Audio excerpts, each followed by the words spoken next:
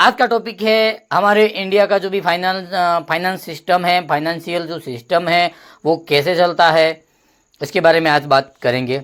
तो दोस्तों शुरू करते हैं वीडियो को पूरा देखना और नए हो तो चैनल को सब्सक्राइब कर देना। तो चलो शुरू करते हैं। दोस्तों सिंपल भाषा में मैं आपको बताऊं तो इंडिया का जो भी फाइनेंशियल सिस्टम है वो हमारा जो सिस्टम है वो इकोनॉमी को चलाता है, यानी कहाँ से, बैंक से लेकर आरबीआई और आरबीआई तक और स्टॉक मार्केट से लेकर एनबीएफसी तक। ये सारा सिस्टम है जो पैसों का जो भी सर्कुलेशन आता है उसको पूरा करता है, यानी बैंक से लेकर आरबीआई तक और स्टॉक मार्केट से लेकर एनबीएफसी तक पूरा सर्कल रहता है दोस्तों। तो उसमें ऐसे बैंक के थ्रू ऐसे चलता है और जो भी हमारा इंडिया का इकोनॉमी है उसको संभालता है। ठीक है, तो आगे जानेंगे कि आरबीआई क्या है, आरबीआई का सिस्टम कैसा है और आरबीआई का जो भी सिस्टम का बॉस कौन है। ठीक है, तो सबसे पहले जानेंगे आरबीआई डिसाइड करता है कि कितना पैसा मार्केट में होना चाहिए। तो ये भी जो पैसे कहाँ से आते हैं, सब लोगों के पास है, जो इन्वेस्टर है बहुत बड़े उनके पास, बड़ी बड़ी कंपनियां उनके पास। ठीक है, कि पैसे आते कहाँ से। तो दोस्तों जो आरबीआई है वो डिसाइड करता है कि कितने पैसे किसको देने हैं और किस व्यक्ति के पास कितने होने चाहिए। और जो भी लिमिट है उससे ज़्यादा पैसा होता है तो आप लोगों को पता है इनकम टैक्स डिपार्टमेंट होता ही है, वो आके सब कुछ प्रूफ मांगता है। ठीक है, तो ये आरबीआई के हाथ में होता है कि किसके पास कितने पैसे होने चाहिए और बैंक कितना इंटरेस्ट ले सकता है, वो भी आरबीआई डिसाइड करती है भाई साहब। अगर आपने मान लो एसबीआई में, बैंक ऑफ बड़ौदा में, बैंक ऑफ इंडिया में कहीं भी आपने लोन लिया है तो उस लोन का जो भी इंटरेस्ट है, ब्याज है, वो कितना लेना चाहिए कस्टमर के पास से, वो बैंक डिसाइड नहीं करती, वो आरबीआई डिसाइड करती है और बैंक को उसका जो भी अप्रूवल देती है कि इतना आपको इंटरेस्ट लेना चाहिए कस्टमर के पास से। ठीक है, तो ये आरबीआई डिसाइड करती है। और आगे जो भी नोट प्रिंट होते हैं दोस्तों, जो हमारे पास नोट होते हैं वो भी आरबीआई डिसाइड करते हैं कि कितने नोट छपने चाहिए। अगर मैं मानता हूँ, आप भी मानते हैं कि इतने बहुत पैसे कम हैं और ज़्यादा पैसे क्यों नहीं आते, तो जो आरबीआई है वो जितना प्रिंट करवाती है उतने ही पैसे प्रिंट होते हैं, उससे कम भी नहीं और ज़्यादा भी प्रिंट नहीं हो सकता। ठीक है, और जो भी इन्फ्लेशन है उनको कंट्रोल करता है वो भी आरबीआई करता है। बैंकिंग सिस्टम को सेफ रखता है कौन, आरबीआई। तो बोलते हैं ना हम बॉस, बैंकों का बॉस, जो भी माइक्रो कंपनियां हैं, माइक्रो फाइनेंस है, उनका भी बॉस, सबका बॉस कौन, आरबीआई। ठीक है, आगे बढ़ते, आरबीआई ये काम करती है। और बैंक का रूल क्या होता है वो जानेंगे। तो लोग पैसा डिपॉजिट करते हैं, आपको पता है, आपका अकाउंट होगा, मेरा भी अकाउंट है, बैंक का क्या काम होता है, तो बैंक के अंदर हम अपने पैसे डिपॉजिट करते हैं। ठीक है, बैंक वही पैसा लोन में लोगों को देता है। अगर मैंने डिपॉजिट किया, आपने डिपॉजिट किया, जो भी आप लोग वीडियो को देख रहे हैं, आपने डिपॉजिट किया और आप ही डिपॉजिट करते हैं और आप ही लोन लेते हैं। ऐसा नहीं कि हम डिपॉजिट करते हैं इसलिए दूसरे को देता है, दूसरे लोग डिपॉजिट करते हैं और हम भी लोन लेते हैं। तो बैंक का काम क्या है कि लोगों को लोन देना है, बीच में इंटरेस्ट का मार्जिन, बैंक का प्रॉफिट।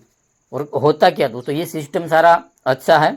हम बैंक को अपना पैसे जमा रखने के लिए देता है, वही पैसा कस्टमर को जिसको भी ज़रूरत है वो बैंक उनको क्या करती है, पैसा देती है, किस पे, ब्याज पे, और हमारा ही पैसा कस्टमर को मिलता है और उस पैसों का ब्याज प्रॉफिट कौन कमाता है, बैंक।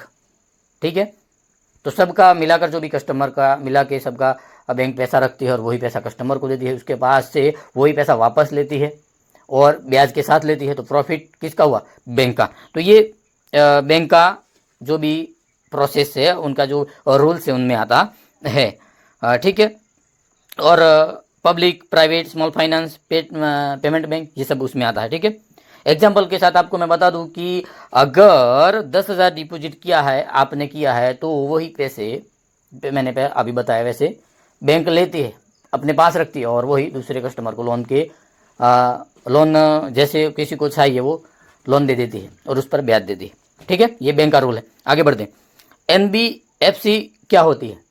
मैं देख रहा हूँ नीचे, इसका मतलब ये है कि मैंने टॉपिक लिख लिया भाई साहब, आप कहोगे कि यह कहाँ देख रहा है। ठीक है, तो एनबीएफसी ये जानना जरूरी है।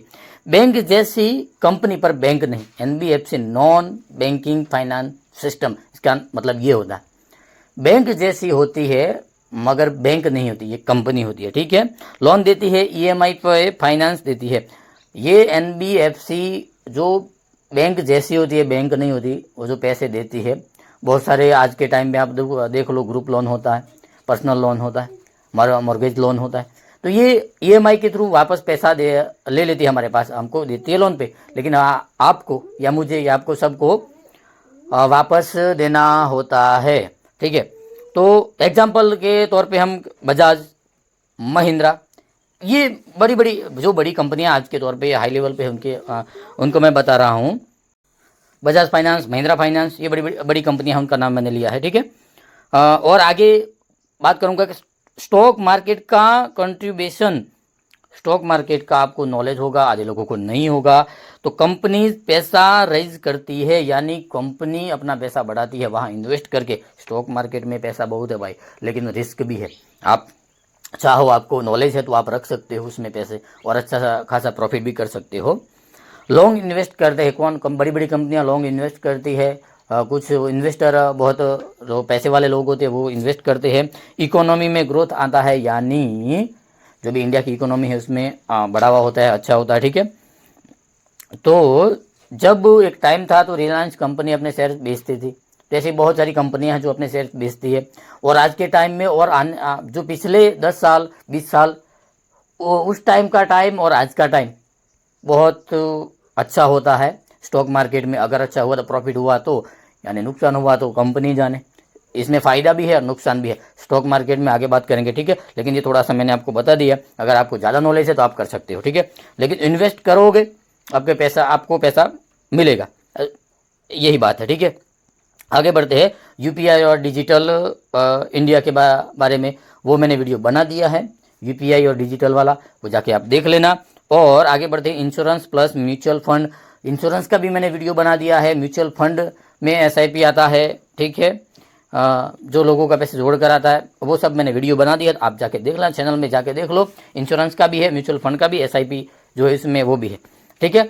तो दोस्तों ये छोटी सी जानकारी मैंने इसलिए आपको दी ताकि आपको भी इन सारी चीज़ों का नॉलेज हो जाए। जिसको भी पता है उनके लिए गुड है, जिसको नहीं पता उनके लिए ये वीडियो देख लो, आपके लिए भी गुड, ठीक है। तो ये थी थोड़ी सी जानकारी जो आपके सामने मैंने रखी थी। अच्छी लगी हो तो लाइक कर देना और अपने दोस्तों को शेयर कर देना ताकि उनको भी पता चले, और नए हो तो चैनल को सब्सक्राइब कर दो। और मिलते हैं दूसरे वीडियो के अंदर, तब तक के लिए ध्यान रखो अपना। जय हिंद।